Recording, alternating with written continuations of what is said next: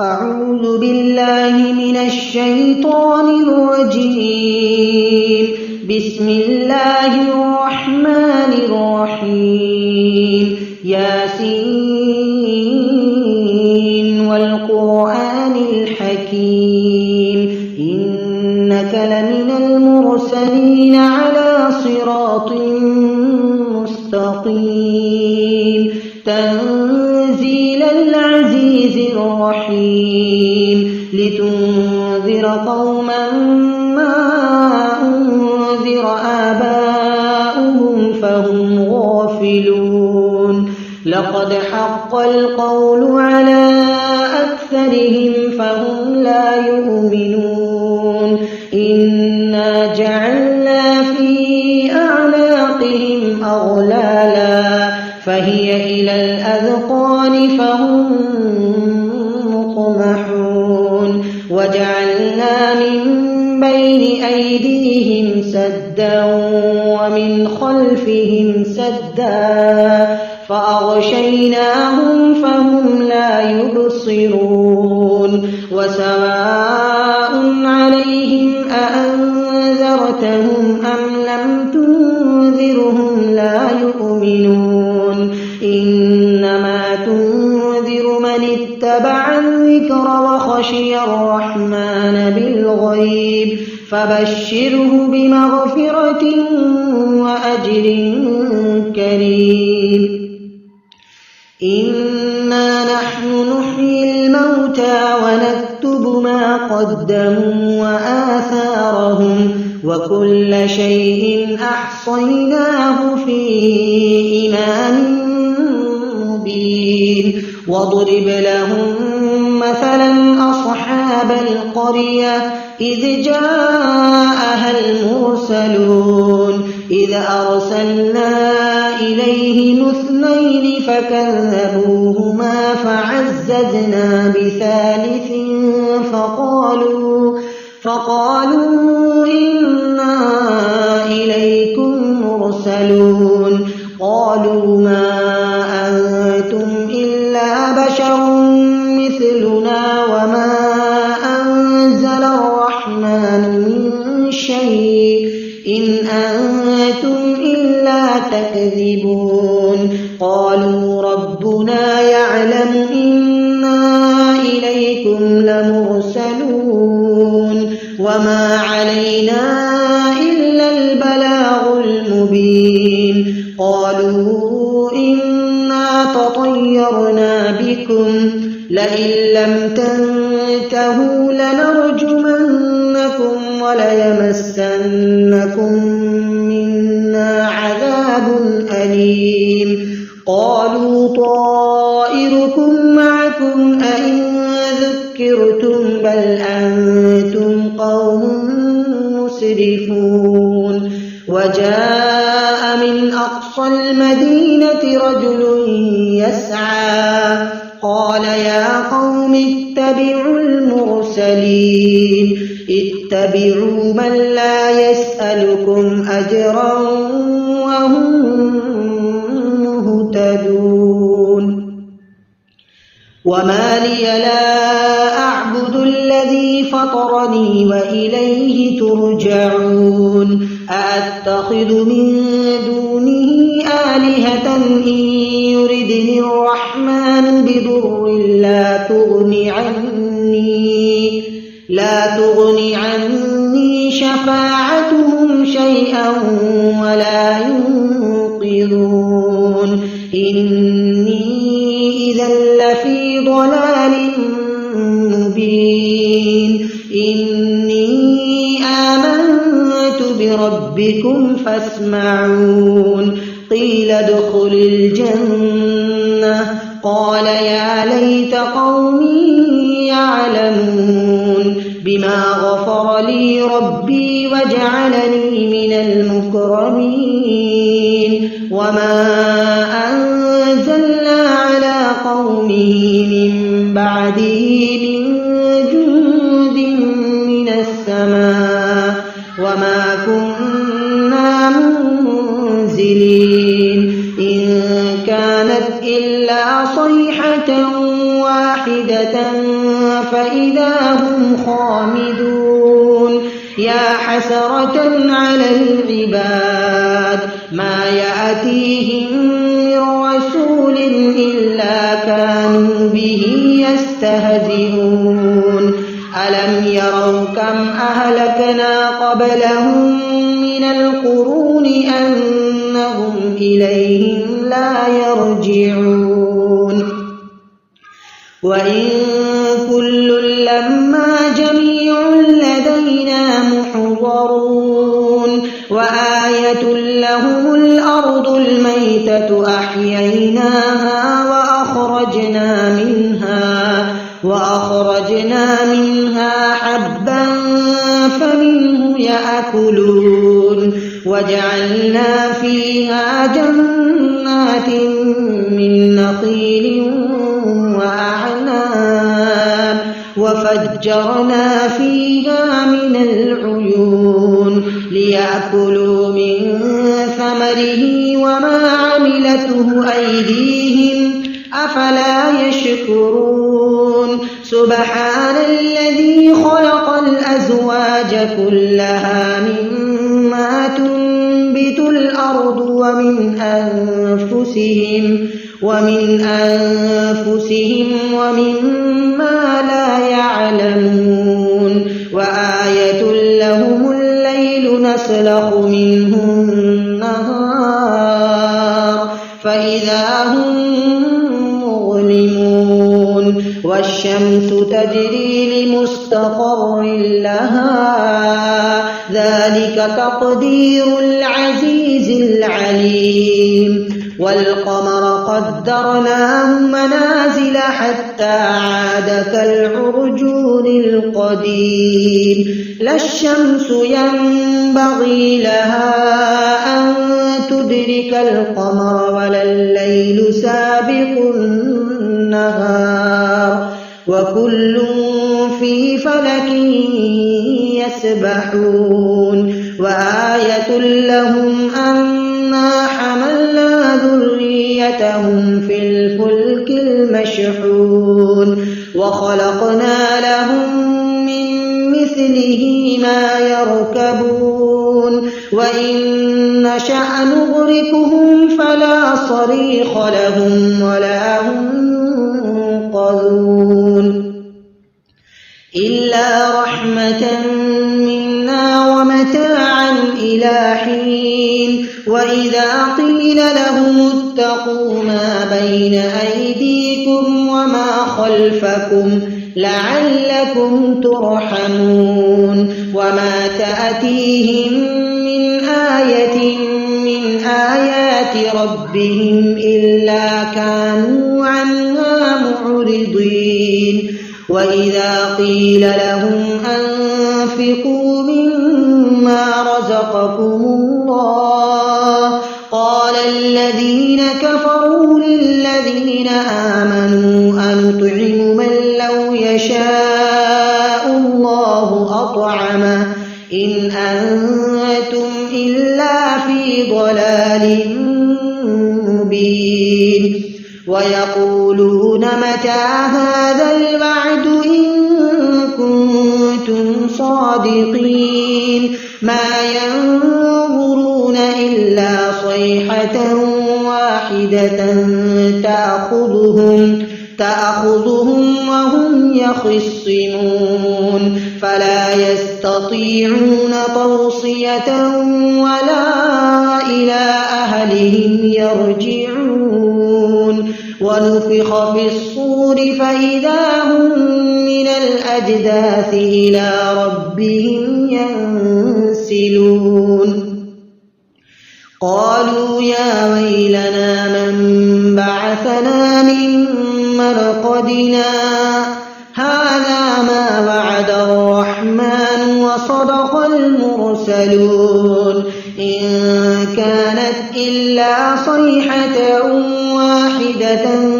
فإذا هم جميع لدينا محضرون فاليوم لا تظلم نفس شيئا ولا تجزون إلا ما كنتم تعملون إن أصحاب الجنة اليوم في شغل فاكهون هم وأزواجهم في ظلال على الأرائك متكئون لهم فيها فاكهة ولهم ما يدعون سلام قولا من رب رحيم وامتازوا اليوم أيها المجرمون ألم أعهد إليكم يا بني آدم ألا تعبدوا الشيطان إنه لكم عدو مبين وأن اعبدوني هذا صراط مستقيم ولقد أضل منكم جبلا كثيرا أفلم تكونوا تعقلون هذه جهنم التي كنتم توعدون اصلوها اليوم بما كنتم تكفرون اليوم نختم على أفواههم وتكلمنا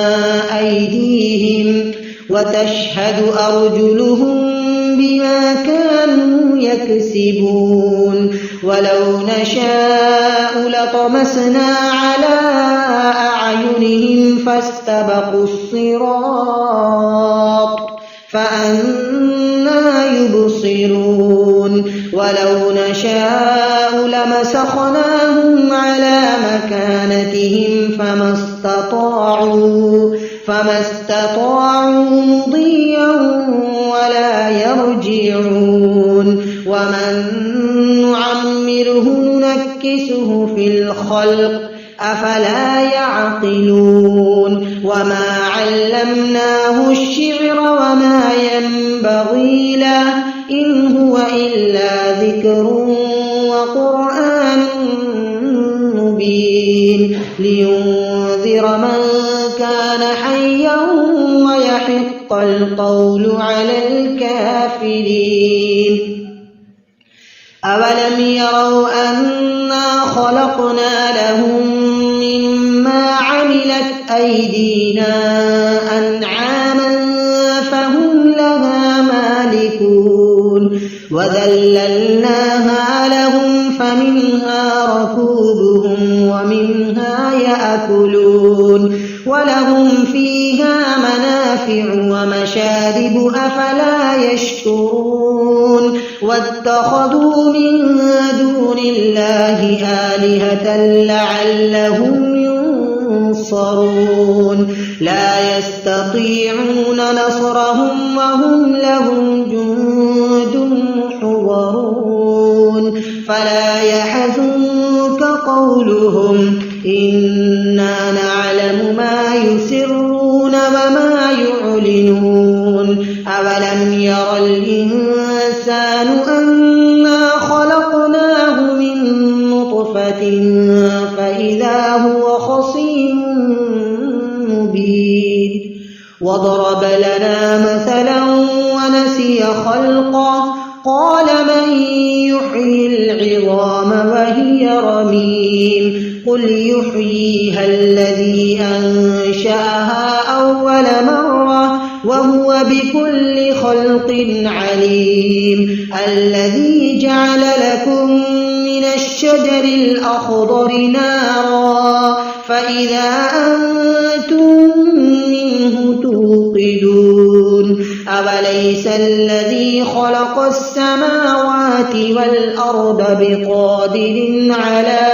أن يخلق مثلهم بلى وهو الخلاق العليم إنما أمره إذا أراد شيئا أن يقول له كن فيكون فسبحان الذي بيده ملكوت كل شيء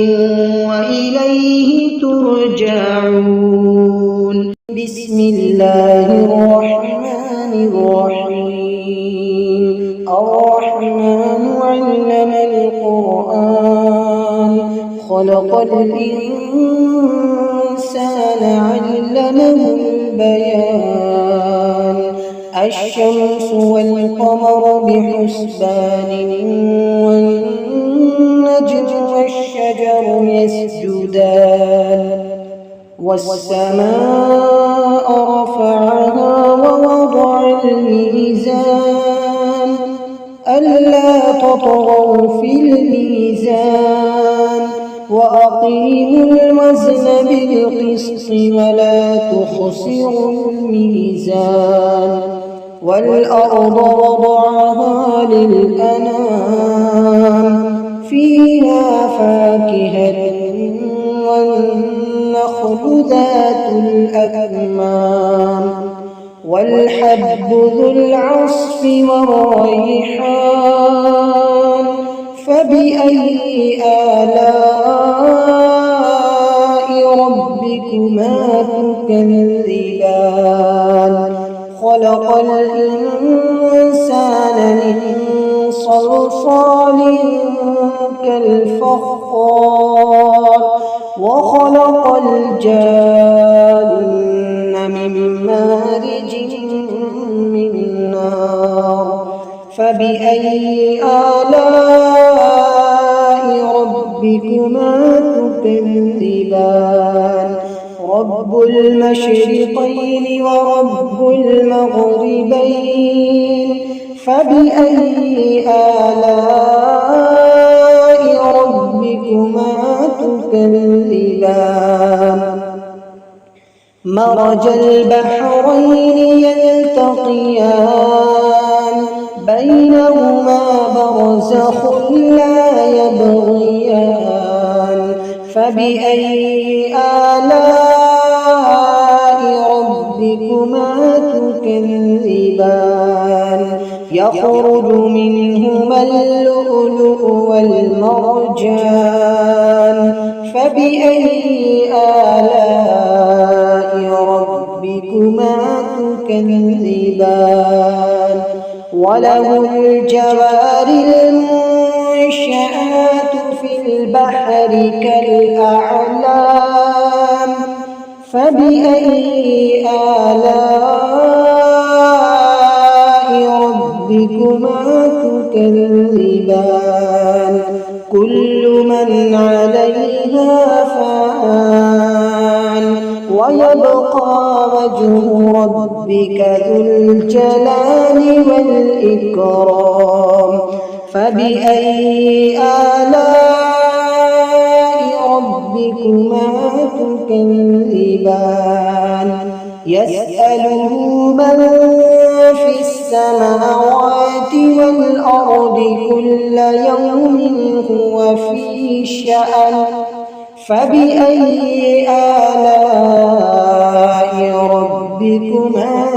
تكذبان سنفرغ لكم أيها الثقلان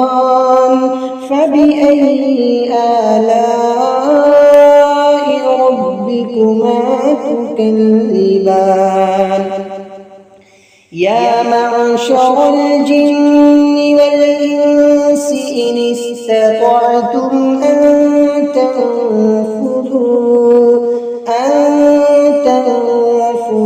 من أقطار السماوات والأرض فانفذوا لا تنفذون إلا بسلطان فبأي آلاء ربكما تكذبان يرسل عليكما شواظ من نار ونحاس فلا تنتصران فبأي آلاء ربكما تكذبان فإذا انشقت السماء فكانت وردة كالدهان فبأي آلاء ربكما تكذبان فيومئذ لا يسأل عن ذنبه إنس ولا جان فبأي آلاء ربكما تكذبان يعرف المجرمون بسيماهم فيؤخذ بالنواصي والأقدام فبأي آلاء ربكما تكذبان هذه جهنم التي يكذب بها المجرمون يطوفون بينها وبين حميم آن فبأي آلاء ربكما تكذبان ولمن خاف مقام ربه جنتان فبأي آلاء ربكما تكذبان ذواتا أفنان فبأي آلاء ربكما تكذبان فيهما عينان تجريان فبأي آلاء ربكما تكذبان فيهما من كل فاكهة زوجان فبأي آلاء ربكما تكذبان متكئين على فرش بطائنها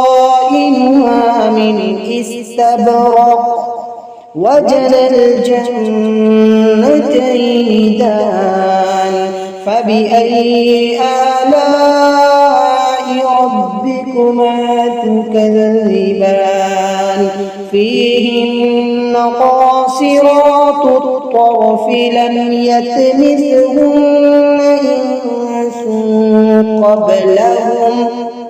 لم يطمثهن إنس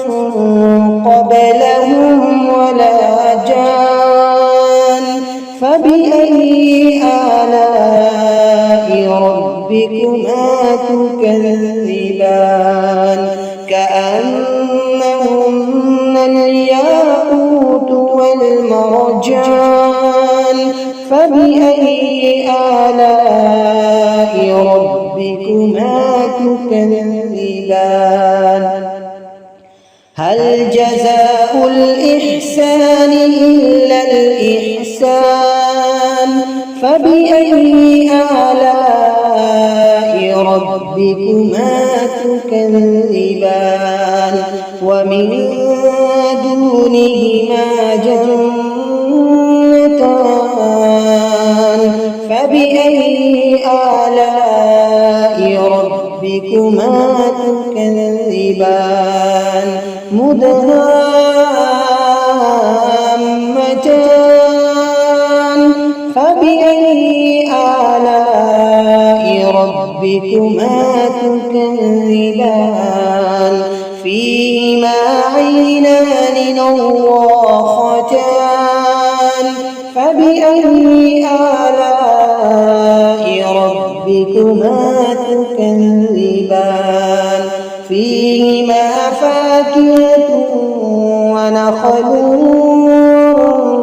ورمان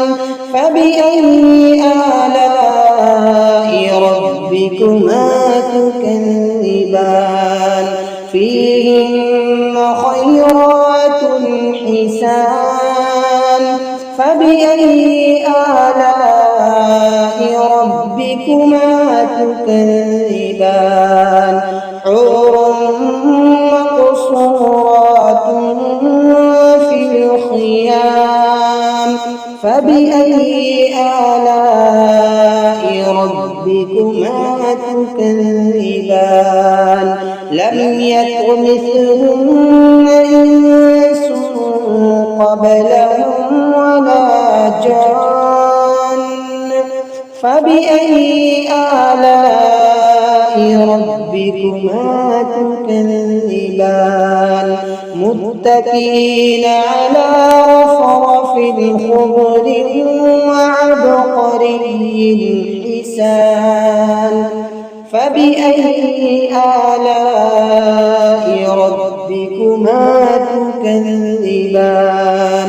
تبارك اسم ربك ذي الجلال والإكرام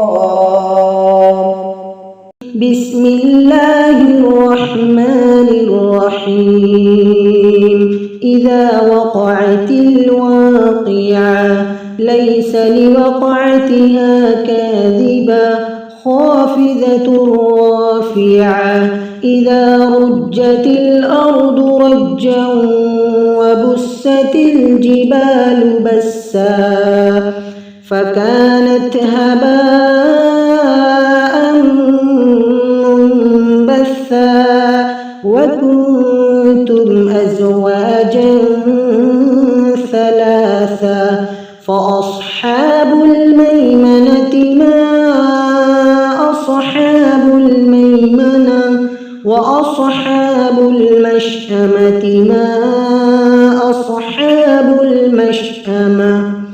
والسابقون السابقون أولئك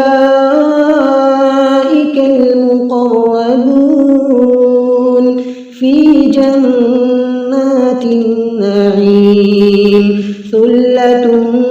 من الأولين وقليل من الآخرين على سرر موضونة متكئين عليها متقابلين يطوف عليهم ولدان مخلدون بأكواب وأباريق وكأس من معين لا يصدعون عنها ولا ينزفون وفاكهة مما يتخيرون ولحم طير مما يشتهون وحور عين كأمثال اللؤلؤ المكنون جزاء بما كانوا يعملون لا يسمعون فيها لغوا ولا تأثيما إلا قيلا سلاما سلاما وأصحاب اليمين ما أصحاب اليمين في سدر مخضود وطلح منضود وظل ممدود وماء مسكوب وفاكهة كثيرة لا مقطوعة ولا ممنوعة وفرش مرفوعة إنا أنشأناهن إنشاء فجعلناهن أبكارا عربا أترابا لأصحاب اليمين ثلة من الأولين وثلة من الآخرين وأصحاب الشمال ما أصحاب الشمال في سموم وحميم وظل من يحموم لا بارد ولا كريم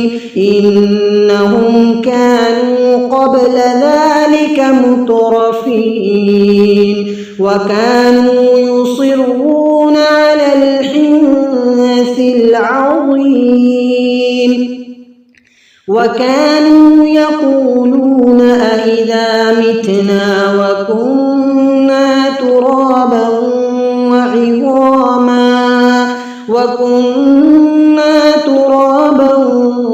وعظاما أإنا لمبعوثون أو آباؤنا الأولون قل إن الأولين والآخرين لمجموعون إلى ميقات يوم معلوم ثم إنكم أيها الضالون المكذبون لآكلون من شجر من زقوم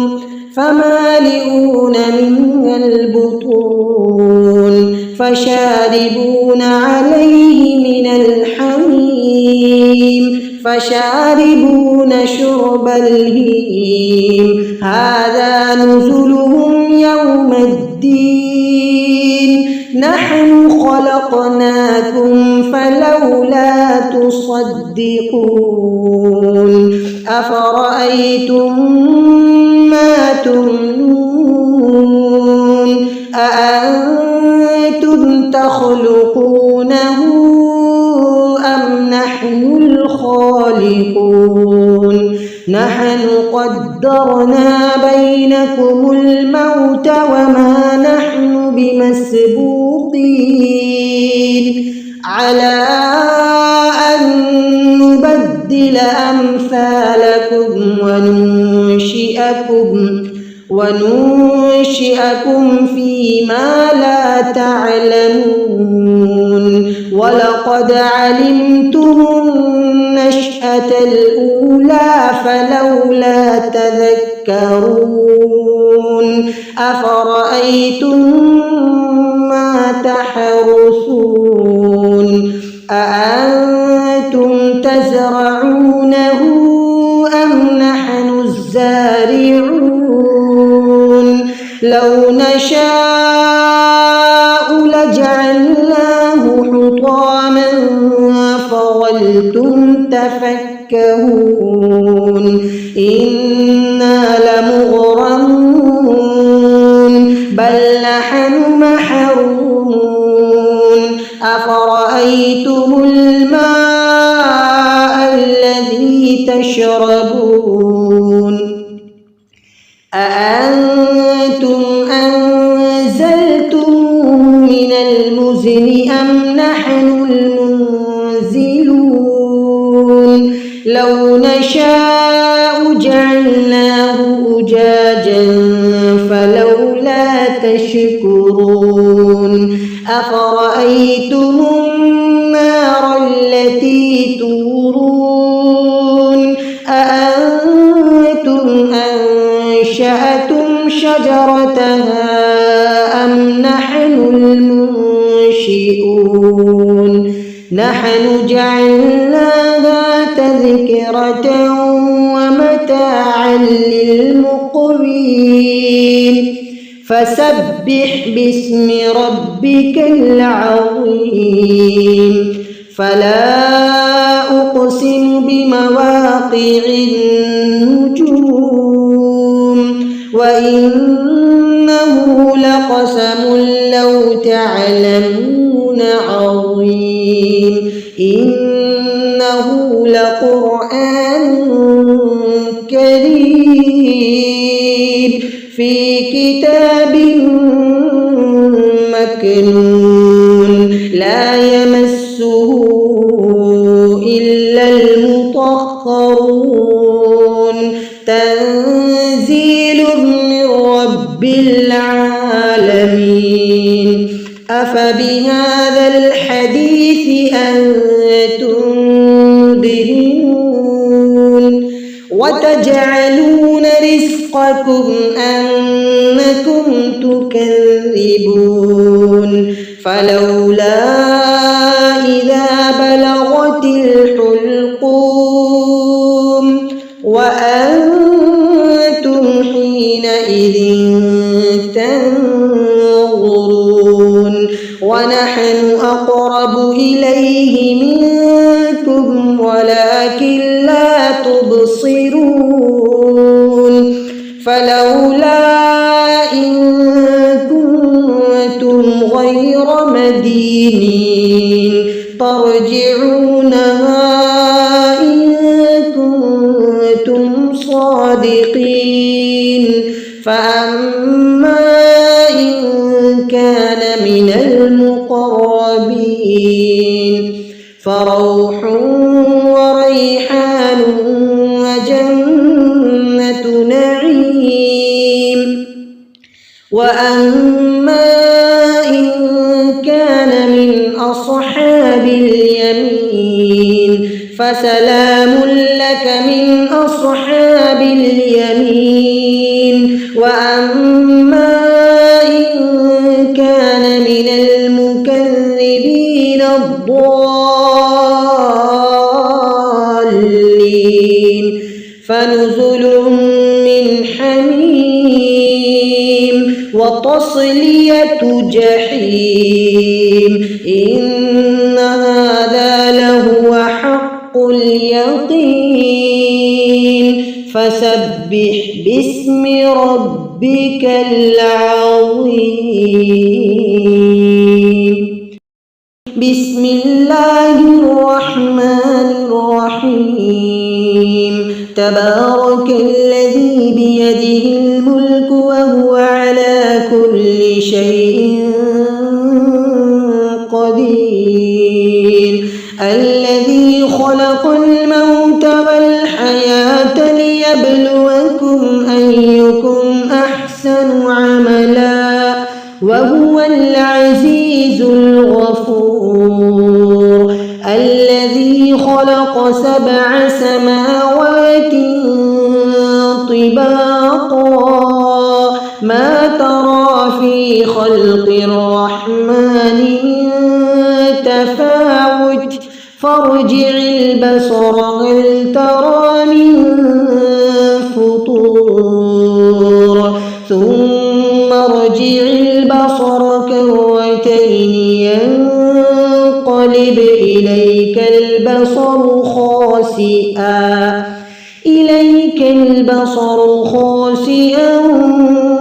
وهو حسير ولقد زينا السماء الدنيا بمصابيح وجعلناها رجوما للشياطين وأعتدنا لهم عذاب السعير وللذين كفروا بربهم عذاب جهنم وبئس المصير إذا ألقوا فيها سمعوا لها شهيقا وهي تفور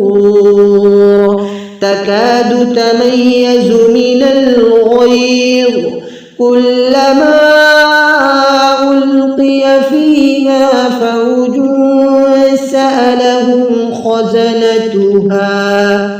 سألهم خزنتها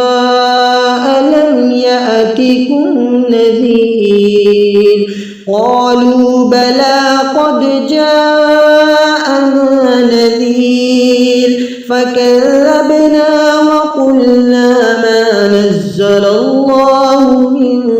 شيء إن أنتم إلا في ضلال كبير وقالوا لو كنا نسمع أو نعقل ما كنا في أصحاب السعير فاعترفوا بذنبهم فسحقا لأصحاب السعير إن الذين يخشون ربهم بالغيب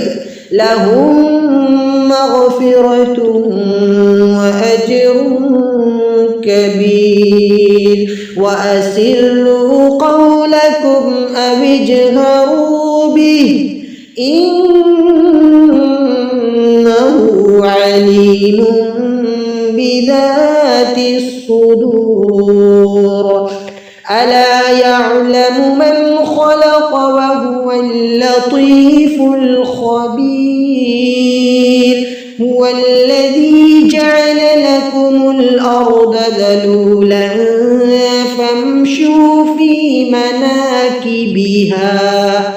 فامشوا في مناكبها وكلوا من رزقه وإليه النشور أأمنتم من في السماء أن يخسف